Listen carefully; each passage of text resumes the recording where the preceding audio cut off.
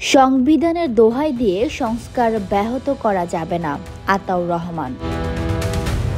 ইসলামী আন্দোলন বাংলাদেশের যুগ্ম মহাসচিব ও দলীয় মুখপাত্র মাওলানা গাজী আতাউর রহমান বলেছেন, আমরা রাজনৈতিক সংগঠনসমূহ মিলে একটা সনদ তৈরি করেছি।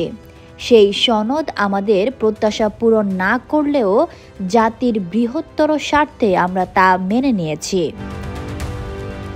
এখন এটা বাস্তবায়ন করা সরকারের কাজ। সরকার এই বাস্তবায়নের বিষয়টিও রাজনৈতিক তর্কের ওপরে ছেড়ে দিলে জটিলতা বাড়বে। রোববার জাতীয় ঐক্যমত্য কমিশনের সাথে বৈঠকের পর এক প্রেস ব্রিফিংয়ে তিনি এসব কথা বলেন। আতাউর রহমান বলেন, জুলাই গণ অভ্যুত্থান, শেখ হাসিনার পালানো, এরপরে সরকার গঠন করা, কোনোটাই তো সংবিধান পুরোপুরি মান্য করা হয়নি। ফলে জুলাই সনদের বাস্তবায়নে সংবিধানের দোহাই দিয়ে পরবর্তী সংসদের ওপরে এর বাস্তবায়ন ন্যস্ত করলে রাষ্ট্র সংস্কারে এই সরকারের অঙ্গীকার ব্যাহত হবে। আর তাই যদি হয়, তাহলে জুলাইয়ে এত রক্ত, জীবন বৃথা যাবে। আমরা সেটা হতে দিতে পারি না।